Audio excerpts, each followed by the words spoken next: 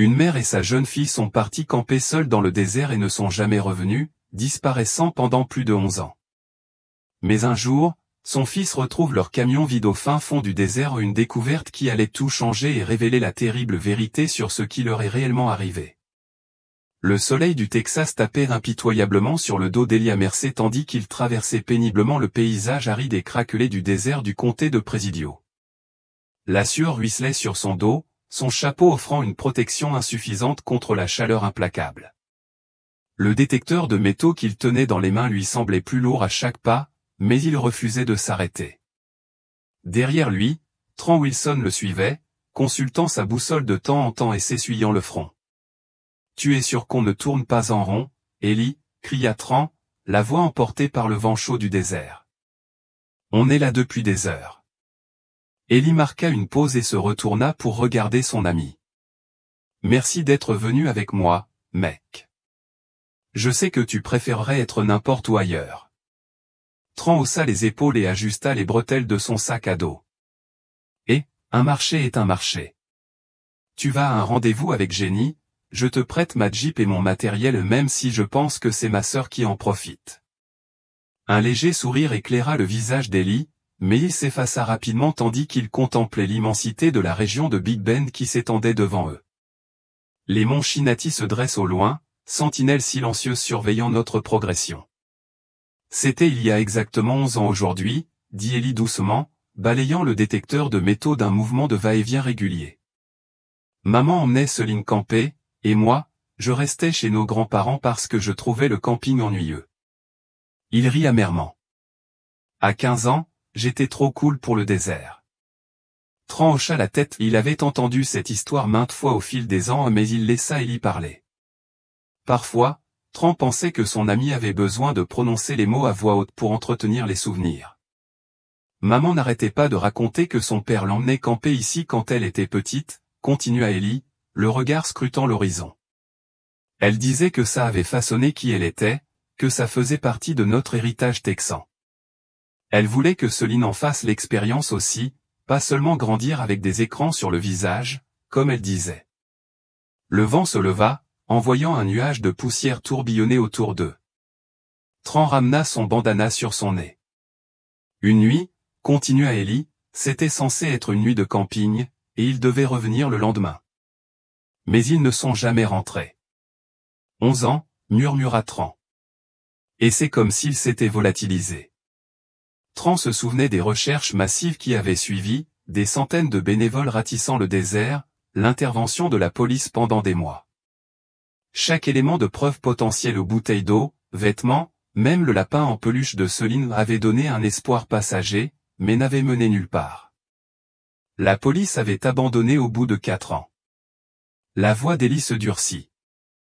On m'a dit qu'elle était probablement partie comme ça, qu'elle avait emmené Céline et commencé une nouvelle vie quelque part. Mais je connaissais ma mère mieux que ça. Elle ne partirait pas comme ça. Pas sans lui dire au revoir. Trent hocha la tête, se rappelant le poids de la disparition de son ami. Après le décès du grand-père d'Eli, 2 ans plus tôt, les recherches étaient devenues encore plus importantes. Le vieil homme avait été implacable, utilisant sa connaissance du désert texan pour guider les efforts. Désormais, Eli portait seul ce fardeau. « Je pense qu'on devrait essayer un nouvel endroit, » dit Eli soudain, s'arrêtant et pointant vers l'ouest. « J'ai parcouru les zones habituelles des centaines de fois. Et s'ils allaient plus loin ?» Trent fronça les sourcils et attrapa sa bouteille d'eau. « Les gardes nous avaient prévenus de ne pas aller trop loin à l'ouest des monts Chinati, tu te souviens? Pas de réseau, terrain instable. C'est dangereux dehors, Eli. » Pas si loin, lui assura Eli. Juste après l'endroit où la police a fouillé. S'il te plaît, Trent. Trent soupira, but une longue gorgée avant de reboucher sa bouteille. D'accord, mais tu ferais mieux de ne pas annuler ce rendez-vous avec Jenny. Elle me demande de tes nouvelles depuis des mois. Eli hocha la tête, l'esprit déjà ailleurs. Alors qu'ils reprenaient leur marche, le terrain devenait plus accidenté, avec ses rochers instables et ses pentes raides. Arrivé au dernier point où ils avaient encore du réseau, Trent marqua une pause pour envoyer un signal à sa sœur. Assurance, expliqua-t-il avec un sourire. Si on ne revient pas, au moins quelqu'un saura où chercher. Ils continuèrent leur route, le paysage de plus en plus accidenté et inconnu. Au bout d'une heure, Tran s'arrêta, le souffle court. Ellie, il faut faire demi-tour. On commence à manquer d'eau. Il n'y a plus de réseau, et je jure que je viens de voir un serpent à sonnette. C'est exactement pour ça que les gardes nous ont prévenus. Encore un peu plus loin, supplia Ellie en désignant une crête devant. Laisse-moi aller voir cette montée, et ensuite on pourra rentrer. À contre-cœur, Tran accepta. D'accord, mais je t'attends ici. Va au bord de la falaise et jette un œil. Ellie hocha la tête avec reconnaissance et continua seule. La chaleur était désormais insupportable, le soleil pointant droit au zénith. Alors qu'il approchait du bord d'un ravin aux parois abruptes, plissant les yeux pour se protéger de la lumière, quelque chose attira son regard, un éclat métallique au fond du canyon. Le cœur battant, Ellie s'approcha prudemment du bord. Là, partiellement caché par des années de poussière et de broussailles, se trouvait un camion. Pas n'importe quel camion, mais un véhicule renversé portant un autocollant familier sur le flanc, bleu, orange et vert, représentant des pics montagneux. « Tran » cria-t-il, la voix brisée par l'émotion. « Viens ici. » Tran se précipita à ses côtés, l'inquiétude se transformant en confusion tandis qu'Ellie pointait frénétiquement le ravin en contrebas. « C'est le camion de ma mère, » murmura Ellie, les mains tremblantes. « C'est son autocollant de montagne. Je le reconnaîtrai entre mille. » Tran plissa les yeux, puis sortit rapidement son téléphone pour prendre des photos. « Tu as raison. C'est bien un camion, là-bas. » Ellie cherchait déjà un moyen de descendre. « Il faut qu'on se rapproche. Il y a peut-être quelque chose. » « Non, » dit Tran fermement en lui saisissant le bras. « Absolument pas. Les murs sont trop raides et nous n'avons pas le matériel adéquat. Il faut retourner signaler ça à la police. » « Mais pas de « mais », Ellie. C'est ce que tu cherchais, ne risque pas ta vie maintenant qu'on est si près. Laisse les professionnels s'en occuper. Ellie fixa le camion en contrebas avec envie, puis hocha la tête à contre-cœur. Tran nota leur position exacte sur sa carte hors ligne, et ils entamèrent le chemin du retour, le cœur d'Ellie battant la chamade, mêlé d'effroi et d'espoir. Le trajet de retour vers la civilisation lui parut interminable.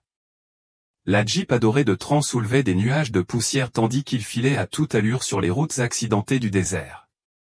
Dès qu'ils eurent du réseau, le téléphone d'Ellie s'illumina de notifications, mais il les ignora toutes, composant un numéro qu'il connaissait par cœur.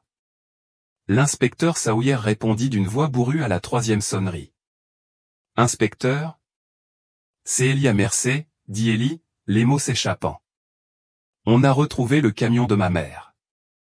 Il est dans un ravin à l'ouest des monts Chinati. » Il y eut un moment de silence. « Ellie, es-tu sûr que c'est son véhicule ? » « Positif. Il y a un autocollant de sa montagne sur le côté. J'ai des photos. » Il jeta un coup d'œil à Tran, qui hocha la tête et brandit son téléphone. « On peut te les envoyer tout de suite. »« Faites passer, » dit l'inspecteur Sawyer, le ton plus vif, marqué par un intérêt professionnel. « Où l'avez-vous trouvé exactement ? » « Je t'enverrai les coordonnées par SMS, » répondit Ellie tandis que Tran se concentrait sur la conduite. « Quand peux-tu sortir ? » « Retrouve-moi au bureau du shérif du comté à Alpine, » ordonna Sawyer. « On en parlera là-bas. » Après avoir raccroché, Ellie se tourna vers Tran. « On le retrouve à Alpine. » Tran tapota affectueusement le tableau de bord de sa Jeep. « Heureusement que mon bébé nous a ramenés sains et saufs. J'avais peur que ces routes désertiques soient trop difficiles. » Arrivé au parking du bureau du shérif, Tran sauta presque hors de son véhicule pour l'inspecter, caressant tendrement la carrosserie poussiéreuse. « Pas une égratignure, » dit-il en déposant un baiser théâtral sur le capot. « Tout est parfait. » Ellie leva les yeux au ciel mais ne put réprimer un sourire. Mais je ne pus m'empêcher de sourire devant les facéties de son ami.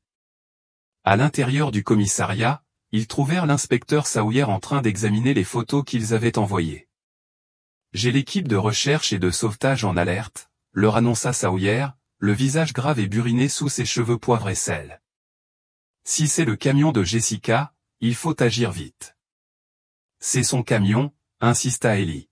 « Je parierais ma vie là-dessus. » Sawyer hocha la tête en étudiant une carte étalée sur son bureau.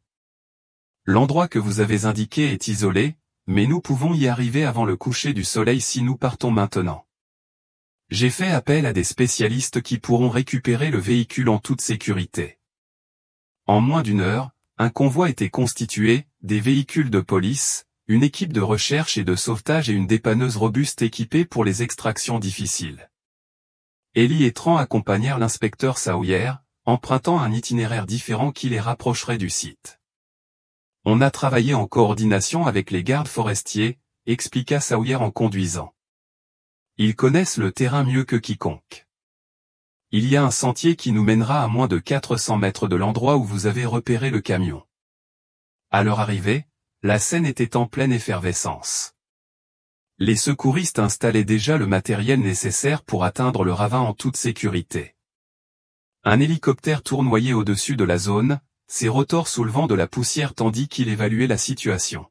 « Ils utiliseront l'hélicoptère pour stabiliser l'extraction », a expliqué Sawyer en désignant de lourds câbles en cours de déchargement. Ensuite, la grue se chargera du levage. Ellie observait, dans un silence anxieux, l'équipe de dépannage s'employer. Les heures semblaient s'écouler comme des minutes, tandis que les spécialistes descendaient en rappel pour sécuriser le véhicule et que l'hélicoptère se positionnait. Lentement et prudemment, le camion écrasé fut soulevé de son emplacement et ramené sur un terrain plat. À l'atterrissage, Ellie s'avança, mais Sawyer le retint. « Laissez d'abord les experts faire leur travail », prévint l'inspecteur.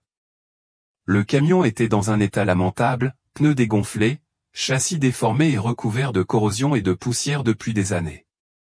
Des techniciens de la police scientifique l'entouraient, prenant des photos et des échantillons, tandis que d'autres communiquaient par radio avec la station.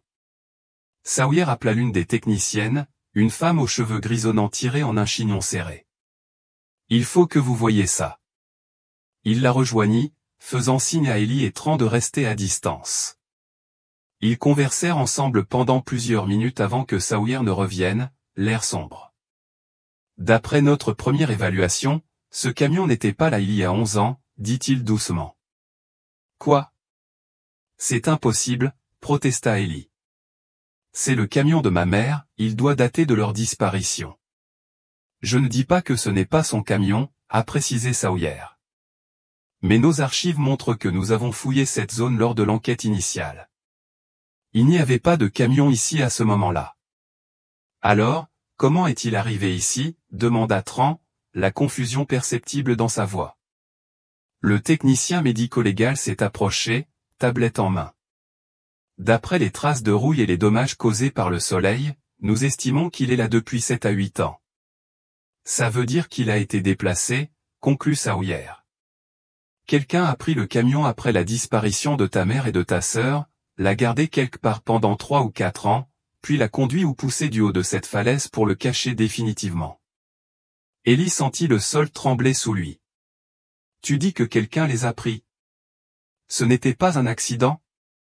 On dirait bien, confirma Sawyer d'un air sombre. Le coupable a probablement attendu que les recherches s'arrêtent avant de se débarrasser du véhicule. Les conséquences frappèrent Ellie comme un coup dur. Pendant toutes ces années, il avait imaginé un accident, sa mère prenant un mauvais virage, le camion glissant d'une falaise instable. L'idée que quelqu'un ait délibérément blessé sa famille, puis froidement calculé comment dissimuler les preuves, le rendait physiquement malade. Alors que le soleil commençait sa descente vers l'horizon, projetant de longues ombres sur le désert, un officier s'est approché du détective Sawyer, tenant une boîte rigide poussiéreuse. « J'ai trouvé ça dans le compartiment de rangement du camion, monsieur », a rapporté l'agent. C'était coincé sous le siège passager. Sawyer accepta la boîte et la porta à l'endroit où Ellie et Tran attendaient. « Tu reconnais ça ?» Les yeux d'Ellie s'écarquillèrent. « C'est la valise de maman. » La valise en plastique avait presque fondu à cause des années d'exposition à la chaleur du désert. Sawyer sortit un outil multifonction de sa poche pour soulever délicatement les bords déformés, tandis qu'Ellie observait, respirant à peine. Dans un craquement, le couvercle finit par céder. « C'est vide, » dit Ellie, la déception le submergeant alors qu'il fixait l'intérieur en mousse moulée conçu pour contenir un drone et un contrôleur. Ils l'ont pris. C'est logique, songea Sawyer. Un drone aurait été précieux, même à l'époque. Tran, qui examinait attentivement le boîtier, désigna soudain un minuscule espace entre la mousse et la coque en plastique. « Attendez, il y a quelque chose ici. » Il glissa délicatement son doigt dans l'interstice et en sortit un petit clip en plastique contenant une carte mémoire micro SD. « Tu as de beaux yeux, fiston, » dit Sawyer en prenant la carte. « Voyons voir ce qu'il y a dessus. » Ils se dirigèrent vers une tente de commandement temporaire installée à proximité, où un ordinateur portable était posé sur une table pliante. Sawyer inséra la carte dans un lecteur, mais rien ne se produisit. Endommagé, demanda Ellie, la voix tendue par l'anxiété. Peut-être, murmura Sawyer en retirant la carte et en l'examinant. Les connecteurs sont corrodés. Tran prit la carte et nettoya soigneusement les contacts métalliques avec le bord de son t-shirt avant de la lui rendre. Essaie-la maintenant. Sawyer réinséra la carte et, cette fois, un dossier apparut à l'écran. À l'intérieur se trouvaient des dizaines de fichiers vidéo avec des dates correspondant au voyage de camping d'il y a 11 ans. Ça a marché, souffla Ellie en se rapprochant de l'écran. La première vidéo montrait Jessica Mercer assise sur l'échelle du camion, souriant à la caméra. Ses cheveux blonds étaient attachés en queue de cheval, son visage rayonnant de joie d'être dehors. À côté d'elle était assise une petite fille blonde en robe jaune au solène, âgée de seulement 4 ans qui riait en saluant le drone. « Maman » murmura Ellie d'une voix brisée. « Et Célène. » Ils ont visionné plusieurs vidéos montrant le campement, la tente montée sur le camion, la mère et la fille explorant les environs. La dernière vidéo a commencé normalement, mais le drone a ensuite pris de l'altitude, capturant des vues panoramiques imprenables sur le désert environnant. « C'est important », a déclaré Sawyer, interrompant la vidéo sur la vue panoramique. Grâce à ces points de repère, nous pouvons confirmer qu'il se trouvait toujours dans la zone de camping désignée lorsque ces images ont été filmées, et non à proximité de l'endroit où nous avons trouvé le camion. Donc quelqu'un a certainement déplacé le véhicule, a conclu Tran. Oui, acquiesça Sawyer d'un ton sombre. Il s'agit désormais officiellement d'une enquête criminelle, et non plus d'une simple affaire de disparition. Ellie sortit une clé USB de sa poche. Puis-je avoir une copie des vidéos? Sawyer acquiesça, et un technicien transféra les dossiers tandis que l'équipe médico-légale poursuivait son examen méthodique du camion en arrière-plan. Une dépanneuse arriva pour ramener le véhicule en ville afin de procéder à une analyse plus approfondie. Alors que le coucher du soleil approchait, Ellie remarqua un fourgon de presse s'arrêter près du périmètre établi par la police. « Est-ce nécessaire ?» a-t-il demandé en désignant les journalistes qui installaient leur équipement. C'était une affaire très médiatisée, a expliqué Sawyer. La communauté locale a beaucoup investi dans les recherches. Il mérite de savoir que nous avons trouvé quelque chose d'important. L'inspecteur accompagna Ellie vers l'équipe de presse. Nous devons aussi annoncer que nous rouvrons l'enquête avec de nouvelles preuves. Ta mère et ta sœur auraient bien changé, surtout Solène. Elle aurait 15 ans, et non 4 ans, comme on le voit dans les rapports de disparition. Ellie n'y avait pas pensé. Comment reconnaîtrait-il sa sœur après tout ce temps? L'équipe de presse a installé efficacement son équipement et bientôt un journaliste se tenait devant la caméra, le camion récupéré étant visible en arrière-plan. Nous suivons en direct les derniers développements concernant la disparition de Jessica et Solène Mercer, il y a 11 ans, a commencé le journaliste. Aujourd'hui, leur camion a été découvert dans un ravin isolé à l'ouest des monts Chinati. Ellie regarda d'un air hébété Tran être interrogé en premier, expliquant comment ils avaient découvert le véhicule. En explorant, Ellie a insisté pour vérifier une crête supplémentaire, a raconté Tran. S'il n'avait pas été aussi persévérant, nous ne l'aurions jamais trouvé. Puis ce fut le tour d'Ellie. La journaliste, pleine de compassion, demanda « Que signifie pour vous cette découverte après toutes ces années ?» Ellie déglutit difficilement, regardant droit dans la caméra.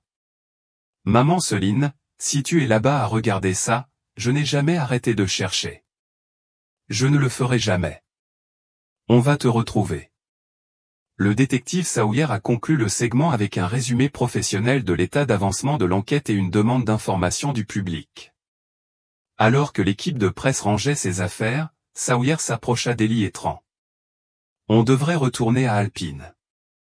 Il fera bientôt nuit. » Derrière eux, l'équipe médico-légale poursuivait son travail méticuleux, et la dépanneuse se préparait à transporter le véhicule. Ellie jeta un dernier coup d'œil au pick-up de sa mère, le dernier lien tangible qu'il avait avec elle depuis 11 ans avant de monter dans le véhicule de l'inspecteur Sawyer pour le retour en ville.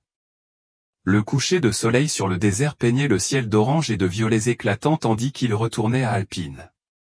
L'inspecteur Sawyer les déposa au poste, les fenêtres du bâtiment déjà illuminées par la pénombre.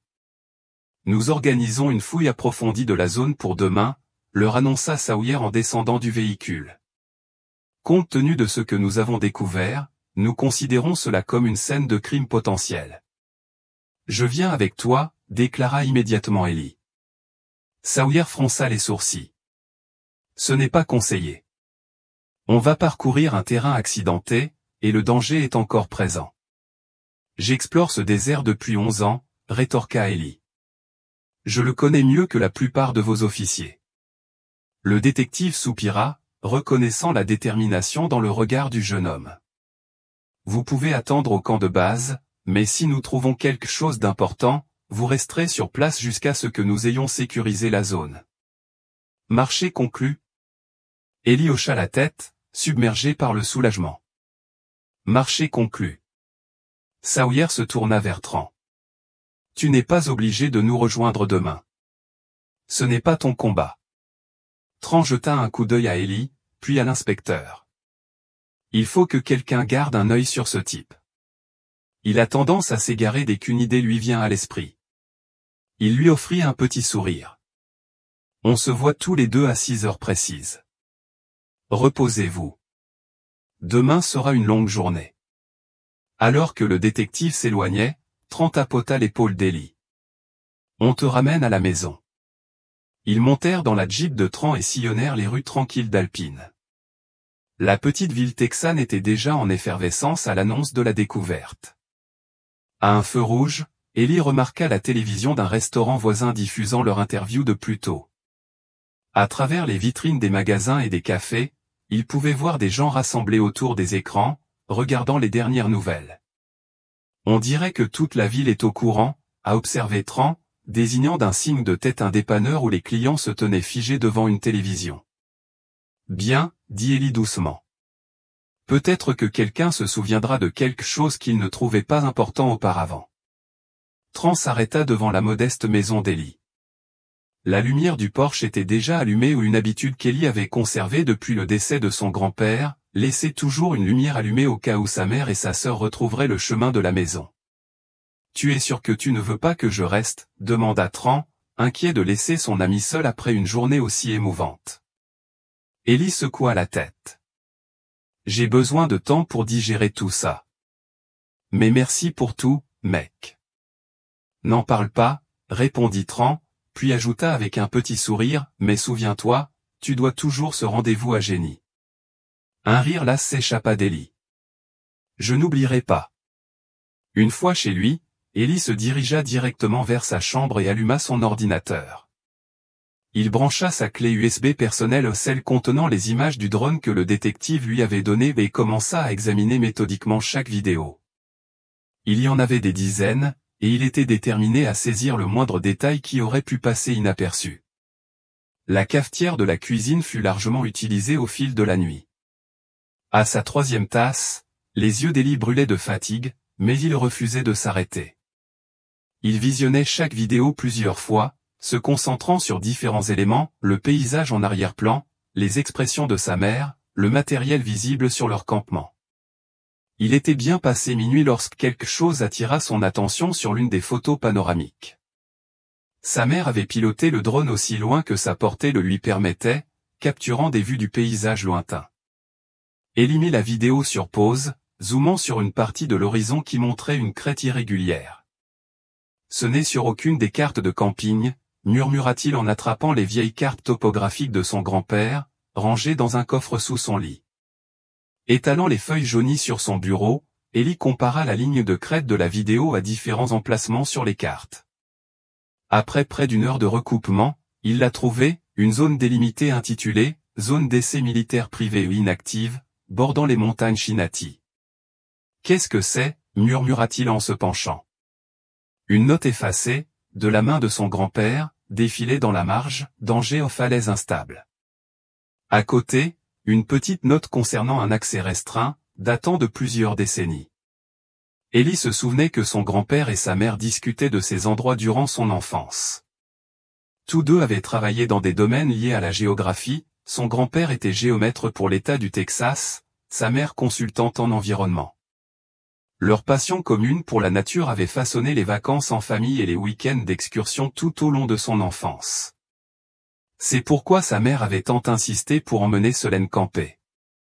Elle souhaitait transmettre l'héritage familial d'exploration et d'amour de la nature, tout comme son père l'avait fait pour elle. L'excitation grandissante, Ellie photographia rapidement sa découverte et envoya les images par SMS à Tran et à l'inspecteur Sawyer. Ce n'est qu'après avoir envoyé qu'il jeta un coup d'œil à l'horloge, 3h24 trop tard pour qu'une personne raisonnable soit réveillée. Avec un soupir, Ellie se laissa aller dans son fauteuil. Il devrait attendre le lendemain matin pour avoir une réponse, mais pour la première fois depuis des années, il avait l'impression d'être vraiment proche d'une réponse. La gare était déjà animée lorsqu'Ellie arriva le lendemain matin, les yeux embrumés mais déterminés. Tran se tenait près de la machine à café, l'air bien trop alerte pour quelqu'un qui était debout depuis l'aube. « J'ai reçu ton message à 3h30 du matin », le salua Tran en lui tendant une tasse fumante. « Tu te rends compte que les gens normaux dorment la nuit, n'est-ce pas ?»« Tu l'as montré à Sawyer ?» demanda Ellie, ignorant la pique. « Il l'a vu » confirma Tran. « Mais ne vous faites pas d'illusions. » L'inspecteur Sawyer s'approcha de l'autre côté de la pièce, plusieurs dossiers sous le bras. « Ellie, à propos de ta découverte, il faut qu'on inspecte ce terrain d'essai militaire. »« Mon grand-père l'a marqué spécifiquement sur ses cartes » interrompit Ellie. Sawyer leva la main. « J'apprécie votre rigueur, mais nous ne pouvons pas entrer dans une zone interdite, inactive ou non. Nous avons besoin d'une autorisation en bonne et due forme. » « Et s'ils étaient là » insista Ellie. « Et si celui qui les a enlevés se cachait dans ce complexe ? Cet endroit est inactif depuis des décennies. » Sawyer expliqua patiemment, « Nous avons vérifié nos archives après votre message. Il n'y a que quelques routes d'accès, et elles sont envahies par la végétation depuis des années. C'est légalement interdit, et nous n'avons aucune preuve concrète suggérant que votre famille y ait été emmenée. » Ellie commença à protester, mais Sawyer poursuivit fermement, « Nous maintenons le plan initial aujourd'hui, une recherche approfondie de la zone où le camion a été retrouvé. Si cela ne donne aucun résultat, nous envisagerons d'élargir notre périmètre. » Comprenant la finalité du ton du détective, Ellie hocha la tête à contre-cœur. « D'accord. Quand partons-nous ? » 1 heure plus tard, ils étaient de retour dans le désert. Un convoi plus important cette fois, avec du personnel et du matériel de recherche supplémentaire. Le camp de base avait été agrandi avec plusieurs tentes abritant du matériel de communication et des fournitures. « Vous deux, vous allez attendre ici », ordonna Sawyer en leur tendant un téléphone satellite. « Si nous sortons de la zone de couverture radio, utilisez-le pour contacter le centre de commandement. » Tandis que les équipes de recherche se dispersaient sur le terrain accidenté, Ellie et Tran s'installèrent à l'ombre de la tente principale. 2 agents restèrent sur place pour maintenir les communications et coordonner les recherches. Ellie faisait les 100 pas, agitée, tandis que Tran ouvrait son ordinateur portable et commençait à taper. « Que fais-tu » demanda Ellie en regardant par-dessus l'épaule de son ami. « Je recherche des informations sur ce terrain d'essai militaire inactif » répondit Tran. Il pourrait y avoir des images satellites ou de vieux articles de presse à ce sujet. Ellie cessa de faire les 100 pas, impressionné. Tu me crois? Je crois que tu es assez obsédé pour avoir raison parfois. Tran eut un sourire narquois. En plus, je suis curieux maintenant. Pendant l'heure qui a suivi, ils ont parcouru Internet à la recherche d'informations, ne trouvant que de vagues références à l'existence de l'installation et rien sur son objectif ou son statut actuel. Les routes sont clairement envahies par la végétation, confirma Tran en montrant à Ellie une image satellite récente. Mais regardez ici, ce qui pourrait être un chemin alternatif. C'est faible, mais quelque chose y est passé récemment. L'un des jeunes officiers, qui écoutait avec un intérêt croissant, s'approcha de leur table. Je peux vous emmener voir, si vous voulez. Vraiment, demanda Ellie, surpris. L'agent hocha la tête. J'ai entendu ce que l'inspecteur Sawyer a dit ce matin quand vous avez évoqué le sujet, mais je suis d'accord avec vous. Si quelqu'un a utilisé ces vieilles installations, nous devrions le savoir. Sawyer aurait nos têtes, a averti Tran. On va juste faire une reconnaissance rapide, suggéra l'officier. Restez dans la Jeep, observez à distance. Si on voit quelque chose de suspect, on vous le signalera immédiatement. Ce serait confidentiel, a précisé Ellie. L'officier a confirmé, et je ne serai pas responsable si quelque chose arrive, mais nous aurons le téléphone satellite avec nous. Tran hésita, mais Ellie était déjà debout. Allons-y.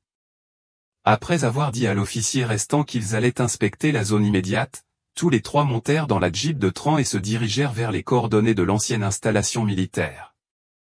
Au fait, je m'appelle Ryan, se présenta le jeune policier en conduisant. Je suis l'affaire de votre famille depuis que j'ai rejoint la police. C'est assez connu par ici.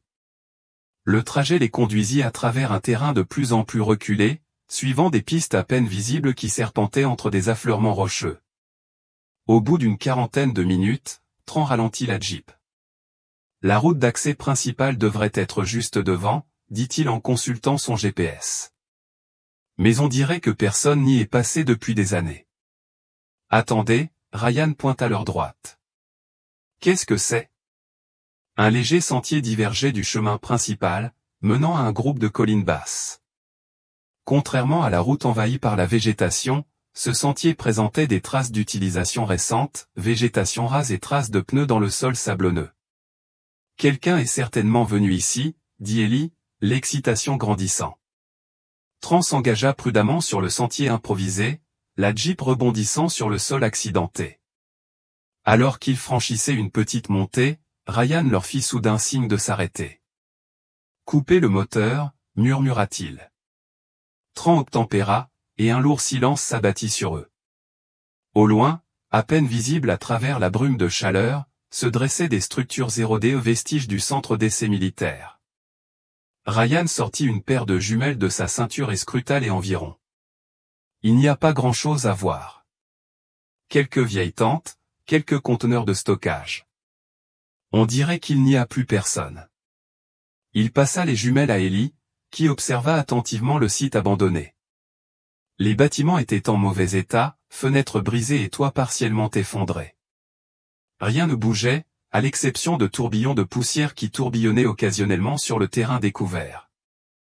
On dirait que personne n'y est allé depuis des années, admit Ellie, la déception évidente dans sa voix. Ryan hocha la tête. On devrait rentrer et signaler ça à Sawyer. Même si ce n'est rien, il devrait savoir que des gens ont emprunté ce sentier. À contre-cœur, Ellie accepta. Tran fit demi-tour et jeta un dernier regard à l'installation désolée, l'espoir qu'il avait ressenti plus tôt s'évanouissant peu à peu. De retour au camp de base, l'agitation d'Ellie ne fit que croître à mesure que l'après-midi avançait. Les équipes de recherche n'avaient signalé aucune découverte significative, et le retour de l'inspecteur Sawyer n'était pas attendu avant plusieurs heures. Je ne peux pas rester assis là, déclara Ellie en se levant brusquement. Je veux revoir le ravin où nous avons trouvé le camion. Le site de récupération, demanda l'un des agents. Il y a une autre tente de base installée là pour l'équipe médico-légale.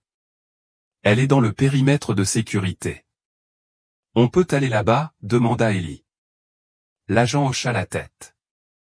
Ça devrait aller. Restez simplement sur les sentiers balisés et signalez-vous à votre arrivée. Tran soupira en sortant ses clés de sa poche. Laisse-moi deviner. On y va. Nous y allons, confirma Ellie. En montant dans la Jeep, Tran fronça les sourcils en regardant la jauge d'essence. On devrait d'abord trouver une station-service. Je ne veux pas risquer de tomber à plat ici. Ils se rendirent à la station-service la plus proche, un poste isolé à la lisière du désert. Tran s'arrêta devant une pompe et descendit. Je vais payer, dit-il en se dirigeant vers la petite épicerie. Ellie resta près de la Jeep, étirant ses jambes et contemplant le paysage désert, perdu dans ses pensées. Il ne remarqua pas le pick-up qui s'arrêta derrière eux ni les 4 hommes qui en sortirent. Le premier coup le prit complètement par surprise, un coup de poing à l'arrière de la tête qui le fit chanceler. Avant qu'il puisse se reprendre, une main brutale le saisit. Il riposta, assena un coup puissant à l'un de ses agresseurs, mais ils le maîtrisèrent rapidement. Par la vitrine du supermarché, il vit Tran sortir en courant, criant quelque chose qu'il n'entendit pas. Puis un autre coup le toucha à la tempe, et les ténèbres l'envahirent. Quand Ellie reprit connaissance, sa tête le lançait de douleur. Il cligna des yeux, essayant de se concentrer sur son environnement. Il se trouvait dans une pièce faiblement éclairée qui ressemblait à un bar ou un pub. La lumière du soleil filtrait à travers de petites fenêtres sales, par l'une d'elles, il pouvait apercevoir le désert s'étendre à perte de vue. Un homme avec une cicatrice sur la joue s'approcha, remarquant les yeux ouverts d'Ellie. « Et, il est réveillé !» cria-t-il par-dessus son épaule. C'est vraiment le type des infos. Un autre homme le rejoignit, examinant Ellie d'un œil calculateur. Le patron va adorer ça, un riche garçon qui cherche sa maman. Il rit froidement. On pourrait peut-être obtenir une belle rançon. La porte au fond de la pièce s'ouvrit et un troisième homme entra. Derrière lui, Ellie aperçut une femme blonde qui tenait la porte, mais elle disparut presque aussitôt. Quelque chose chez elle éveilla une vague reconnaissance dans l'esprit d'Ellie, mais cette pensée s'évanouit à l'approche de l'homme manifestement le chef. « Mais qu'avez-vous fait, bande d'idiots ?» demanda le chef en fusillant les autres hommes du regard. « Vous étiez censé surveiller le périmètre, pas kidnapper quelqu'un. » L'homme balafré fit un geste vers Ellie. « Patron, voici le type des infos, celui qui cherche le camion disparu. » Le chef jura vivement. « Vous êtes des imbéciles. Vous l'avez amené ici. Maintenant, la police va le chercher partout. » Il se détourna, baissant la voix pour discuter avec les autres. Mais Ellie tendit l'oreille, parler aux autres. Il faut tout déplacer. Préparer quelque chose pour les déstabiliser. Le chef frappa l'homme balafré à l'arrière de la tête. On part ce soir. Fais tes bagages. On a fini ici. Ellie s'éclaircit la gorge. J'ai entendu ce que tu as dit, cria-t-il d'une voix rauque. Et j'ai vu cette femme. C'était ma sœur, Céline. La salle devint silencieuse tandis que le chef se tournait lentement pour lui faire face. Où est mon ami ? demanda Ellie. Que as-tu fait de Tran ? Le chef s'approcha, l'air calculateur. Tu aurais dû arrêter de chercher. Tu aurais dû laisser la police clore l'affaire et reprendre ton cours. Sa voix se durcit. Cette femme n'était pas ta sœur. Ta mère et ta sœur sont mortes, enterrées quelque part dans ce désert, et bientôt tu les rejoindras. Tu l'as tuée, murmura Ellie. La fille était trop jeune pour comprendre ce qui s'était passé, poursuivit le chef, apparemment indifférent à l'horreur d'Ellie. N'ayant personne pour la réclamer, nous l'avons élevée, changé son nom, lui avons appris à travailler. Elle nous aide dans nos opérations. Elle a 15 ans, dit Ellie en serrant les dents. Et très utile, répondit le chef. Elle se posait des questions quand elle était plus jeune, mais elle ne se souvient plus de sa vraie vie. C'est tout ce qu'elle sait. Il s'approcha d'Ellie. Réfléchis à mon offre. Ta sœur et ton ami sont libres. Tu dis à la police de se retirer, et tout le monde y gagne. Je te laisse le temps de réfléchir. Sur ce, il se retourna et quitta la pièce, faisant signe à ses hommes de le suivre. La porte se referma derrière eux, et Ellie entendit le clic distinct d'une serrure. Resté seul, Ellie observa les alentours, cherchant tout ce qui pourrait l'aider à s'échapper. Le bar était encombré d'objets divers, bouteilles, verres, vieilles photos et bibelots alignés sur les étagères. Son regard s'arrêta sur un objet familier, un contrôleur de drone et le drone lui-même posé sur une étagère haute derrière le bar, le drone de sa mère. Cette vision le submergea d'une vague de chagrin. Ces hommes avaient tué sa mère, volé l'enfance de sa sœur, et pensaient désormais pouvoir échapper à la justice par le simple marchandage. Alors qu'il observait plus attentivement les alentours, un autre objet attira son attention, une photographie encadrée accrochée au mur.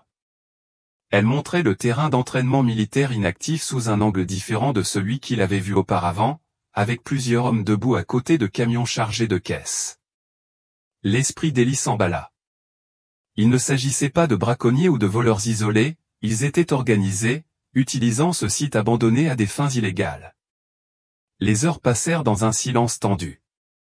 Par la fenêtre, Ellie observait le soleil décliner à l'horizon. Les bruits de mouvement à l'extérieur s'étaient calmés, mais il entendait parfois des voix ou des pas à proximité. La porte s'ouvrit brusquement, le surprenant.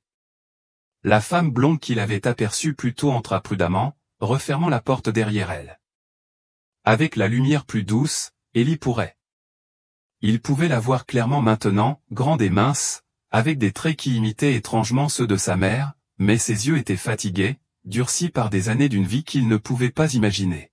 « Céline » murmura-t-il. Elle s'approcha lentement, l'étudiant. « Non, je suis Lara », dit-elle doucement, même si parfois je rêvais que les gens m'appelaient ainsi. « Céline, tu te souviens de moi » demanda Ellie, le cœur battant. « Je suis ton frère, Elia. » Elle pencha la tête et l'observa attentivement. « Ai-je vraiment été kidnappée ? Ils ont dit m'avoir trouvé perdu dans le désert. Comment puis-je savoir que vous êtes vraiment de ma famille ?» Ellie s'arrêta un instant, puis répondit sans hésitation.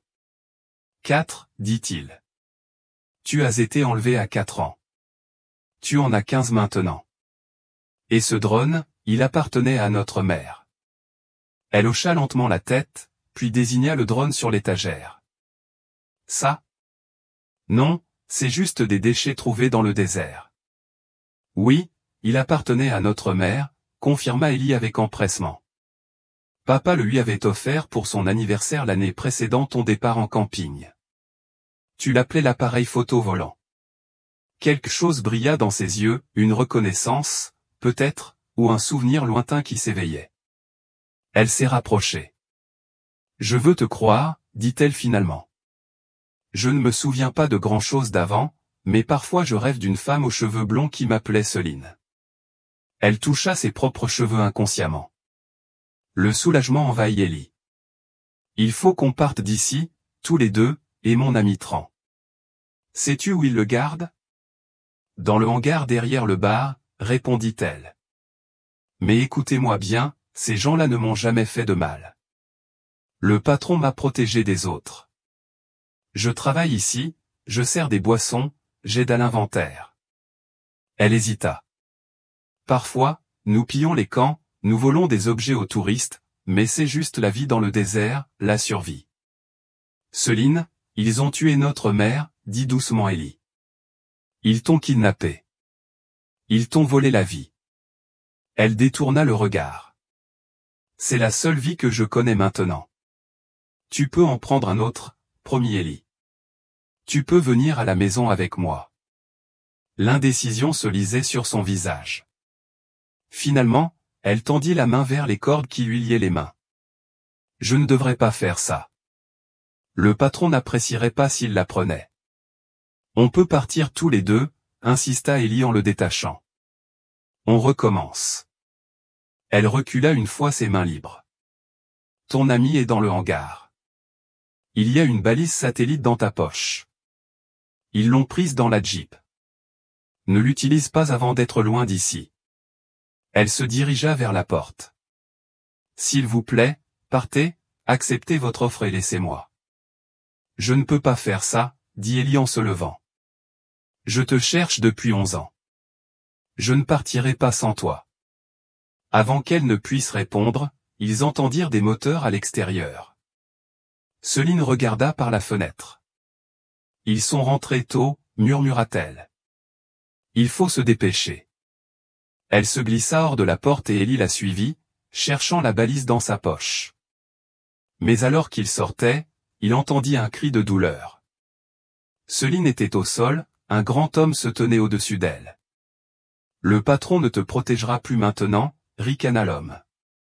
Pas après ta trahison. Sans réfléchir, Ellie se précipita en avant mais se figea lorsqu'il vit l'arme dans la main de l'homme. Jetant un regard désespéré autour de lui, il repéra une arme de poing sur le comptoir du bar et la saisit. « Éloignez-vous d'elle » cria-t-il en pointant l'arme sur le voyou. L'homme se retourna, leva son arme et soudain, ils se retrouvèrent dans une impasse. D'autres hommes sont sortis des véhicules à l'extérieur, dégainant également leurs armes. La porte du bâtiment principal s'ouvrit brusquement et le chef entra, le visage déformé par la colère. « Que diable se passe-t-il » demanda-t-il. Voyant Céline au sol, il l'aida à se relever, puis se tourna pour lancer un regard noir à ses hommes. « Je t'ai dit de ne pas la toucher. » Elle l'a aidé à s'échapper, accusa l'homme balafré. Elle est avec lui maintenant. Le chef regarda Céline, la déception évidente dans son expression. Est-ce vrai? Elle hocha la tête avec défi. Je t'ai entendu lui parler, et je voulais savoir si c'était Rick, si c'était mon frère. Ma famille? La famille, se moqua le chef en se tournant vers Ellie. Où était ce frère pendant 11 ans? Je t'ai protégé, élevé, protégé. Là-bas, personne ne se serait soucié du sort d'un enfant perdu. Ce n'est pas vrai, rétorqua Ellie. Je n'ai jamais cessé de la chercher. C'est seulement parce qu'un de mes idiots t'a amené ici que tu l'as retrouvée, rétorqua le chef. Sois franc, j'ai été plus proche de sa famille que toi. Céline les regarda tous les deux, le conflit était évident sur son visage. Laissez-le simplement partir, a-t-elle supplié le chef. Lui et son ami, je reste. Je ne veux pas partir. Tu as raison. Tu m'as toujours protégé, Céline. Non, protesta Ellie. Avant que quiconque puisse réagir, le hurlement lointain des sirènes de police a traversé l'air. Tout le monde se figea, écoutant le son devenir plus fort. Comment? Demanda le chef en se tournant vers Ellie. La balise est toujours dans ta poche. L'homme balafré jura. Le chaos a éclaté lorsque les hommes ont commencé à crier des ordres, à s'emparer d'armes et de fournitures. Le chef saisit le bras de Céline et la tira vers la porte. Tu viens avec nous. Tu en sais trop.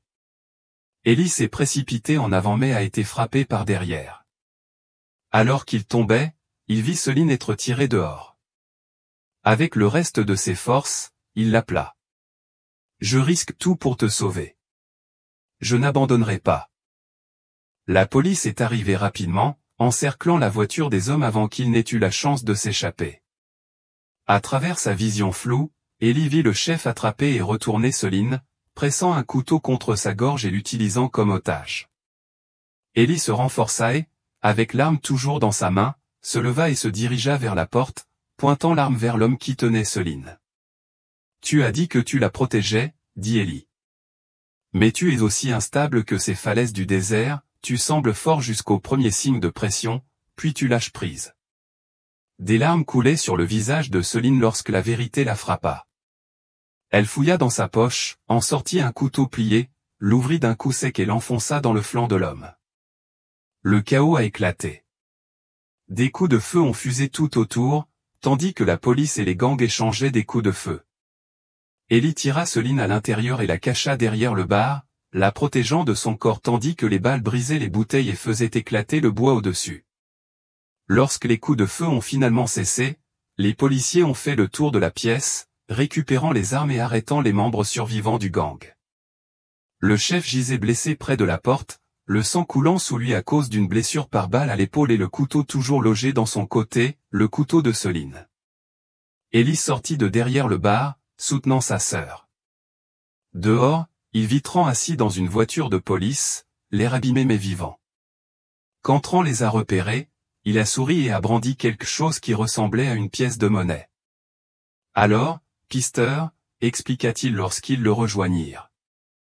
Jenny me l'a donnée. Elle disait qu'elle en avait assez que je me perde dans le désert. Ta sœur est un génie, dit Ellie, submergée par le soulagement. Je t'avais dit qu'elle était cool, répondit Tran, puis il jeta un coup d'œil à Céline. S. Ellie hocha la tête. Tran, je te présente ma sœur, Céline. Alors qu'ils se tenaient sous la lumière crue du désert, entourés de véhicules de police et de paramédicaux s'occupant des blessés, Ellie réalisa que la recherche qui avait consommé 11 ans de sa vie était enfin terminée. Mais pour Céline, le voyage ne faisait que commencer. Alors que le chaos s'apaisait, les ambulanciers se déplaçaient efficacement sur les lieux, soignant les blessés et les chargeant dans les ambulances. Le détective Sawyer est arrivé avec des officiers supplémentaires, observant le carnage avec une expression sombre. Vous deux, vous ne pouvez pas éviter les ennuis, même un jour, n'est-ce pas, demanda-t-il à Ellie et Tran, bien que son ton manqua de véritable colère. Ils ont eu ma sœur, expliqua Ellie, gardant un bras protecteur autour des épaules de Céline, et ils ont tué ma mère. L'expression de Sawyer s'adoucit lorsqu'il regarda la jeune femme. Céline, nous te cherchons depuis très longtemps. Elle bougea, mal à l'aise. Ici, on m'appelle Lara. Ils t'ont fait du mal, demanda doucement Sawyer. Elle secoua la tête. Le patron, c'est lui. Il m'a protégé. Il m'a élevé. J'ai travaillé au bar. Il m'a aidé. Quel genre de choses, insista Sawyer. Céline détourna le regard, son expression conflictuelle. Au loin, elle regardait les ambulanciers charger le chef de gang dans une ambulance, l'épaule bandée et les mains menottées au brancard. Céline, dit doucement Ellie, je sais que c'est dur. Ces gens étaient comme ta famille, mais ils t'ont séparé de ta vraie famille. Sawyer s'accroupit pour la regarder dans les yeux. Céline, je comprends que tu aies grandi avec ces hommes. Cela crée un lien puissant, même avec des gens qui ont commis des actes horribles. Mais là, j'ai besoin. Votre aide. Il fit un geste vers la scène autour d'eux. Vous n'avez rien à craindre pour ce que vous avez fait pendant votre garde à vue. Vous étiez enfant quand ils vous ont emmené, et vous avez fait ce qu'il fallait pour survivre. Mais si vous savez quelque chose sur leurs opérations, notamment sur ce terrain d'essai militaire, cela pourrait nous aider à nous assurer qu'ils ne blessent personne. Céline hésita, jetant un dernier coup d'œil à l'ambulance qui s'éloignait. Puis, avec un effort visible, elle redressa les épaules. L'ancienne base militaire, dit-elle doucement. Ils l'utilisent pour stocker et distribuer des armes. C'est une opération de contrebande. Ils travaillent avec des acheteurs qui viennent de l'autre côté de la frontière. Sawyer hocha la tête d'un air encourageant. C'est très utile. Savez-vous depuis combien de temps ils l'utilisent? Aussi loin que je me souvienne, répondit-elle. Le patron disait que c'était parfait, abandonné, mais structurellement solide, et suffisamment loin des patrouilles régulières pour que personne ne tombe dessus. Ils ont tué notre mère, dit doucement Ellie. Était-elle au courant de l'existence de ce centre? Céline secoua la tête, les larmes aux yeux. Je ne m'en souvenais pas, mais personne n'a jamais entendu parler de ce centre. Je pense qu'ils ont simplement cambriolé maman à cause de sa technologie. Peut-être avait-il peur qu'elle découvre l'endroit, ou peut-être en voulait-il simplement à ses objets de valeur. Sawyer posa doucement la main sur son épaule. Nous aurons besoin d'une déclaration officielle de votre part à un moment donné, mais cela peut attendre. Pour l'instant, nous devons sécuriser ces locaux avant que quelqu'un d'autre n'arrive pour les vider. Il se tourna vers l'un de ses officiers. Coordonnez-vous avec le commissariat. Je veux un mandat pour cette installation militaire immédiatement et une équipe tactique. Tandis que l'agent s'éloignait précipitamment, Céline regarda les voitures de police et le bar qui avait été sa maison. Qu'est-ce qui m'arrive maintenant? Rentre à la maison, dit Ellie sans hésiter. Où est ta place? Ce ne sera pas si simple, a prévenu Sawyer. Il y aura des questions, des dépositions à recueillir, et peut-être des comparutions devant le tribunal. Mais elle n'est accusée de rien. N'est-ce pas? Demanda sèchement Ellie. Pas pour le moment, confirma Sawyer. C'était une victime, pas une agresseuse. Mais la procédure judiciaire peut être compliquée. Céline les regarda tour à tour, l'incertitude se lisant sur son visage. Je ne sais pas si je pourrais être normal après tout ça. Je ne me souviens même plus de ce qu'est la normalité. On trouvera une solution ensemble, promit Ellie. Un jour après l'autre. Tran, qui discutait avec un policier à proximité, les rejoignit. Ils ont retrouvé ma Jeep, annonça-t-il avec soulagement. Ces types comptaient la prendre en partant, mais ils n'en ont pas eu l'occasion. Votre précieuse Jeep est en sécurité, dit Ellie avec un faible sourire. Crise évitée. Tandis qu'on les escortait jusqu'au véhicule de police pour le retour à Alpine, Céline marqua une pause, contemplant le désert qui s'étendait à perte de vue. Je pensais ne jamais quitter cet endroit, dit-elle doucement. C'est tout ce dont je me souviens. Ellie se tenait à côté d'elle. Grand-père disait que le désert était dans le sang. C'est pour ça que maman l'aimait tant, pourquoi elle voulait que tu le découvres aussi. Est-ce que j'aimais ça avant? Tu adorais ça, lui dit Ellie. Tu ramassais des pierres et des lézards jusqu'à ce que maman te force à les ranger. Un léger sourire effleura ses lèvres. Je fais encore ça parfois. Elle se tourna vers lui, l'air sérieux. Je lui ai tiré dessus. Ellie Carlos, le patron. Après tout ce qu'il a fait pour moi, je l'ai tué. Tu as fait ce que tu avais à faire, lui assura Ellie. Il ne te protégeait pas, il te contrôlait. Elle hocha lentement la tête. Je crois que je l'ai toujours su au fond de moi.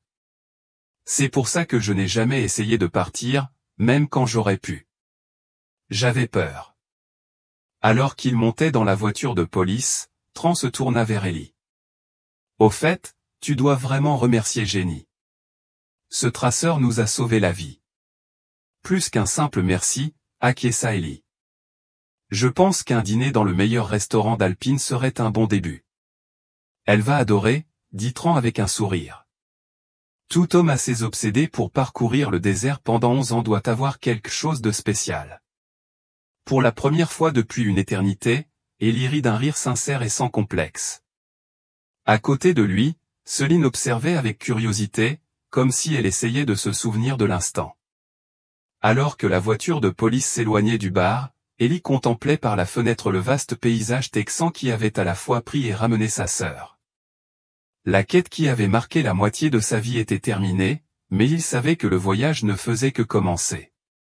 Alors qu'il traversait les rues tranquilles d'Alpine, Ellie se surprit à jeter des coups d'œil furtifs à sa sœur.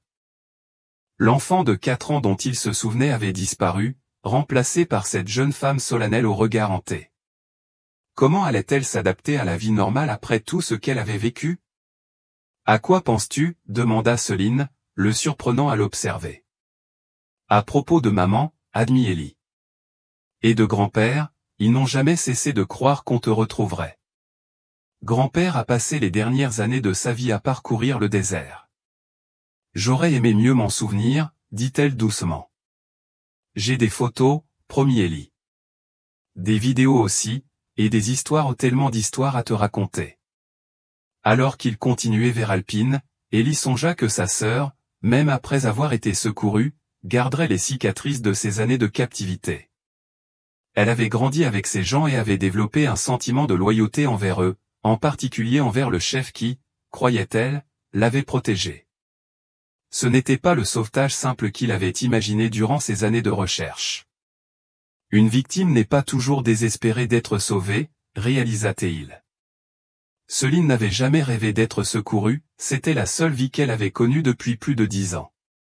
Le monde n'était pas clairement divisé en héros et en méchants. En regardant le coucher de soleil dans le désert peindre le ciel d'orange et de violets éclatants, Ellie se demandait ce que sa mère penserait de ce moment. Avait-elle su, d'une manière ou d'une autre, toutes ces années auparavant, que son fils ne cesserait jamais de chercher, et son grand-père, qui avait passé les dernières années de sa vie à explorer ces mêmes paysages, était-il désormais en paix? Tout ira bien, dit doucement Ellie à Céline, ne sachant pas si ces mots étaient pour elle ou pour lui. Elle se tourna vers lui, le regard si semblable à celui de leur mère, scrutant son visage. Un jour à la fois, répondit-elle, une lueur d'espoir perçant sa voix.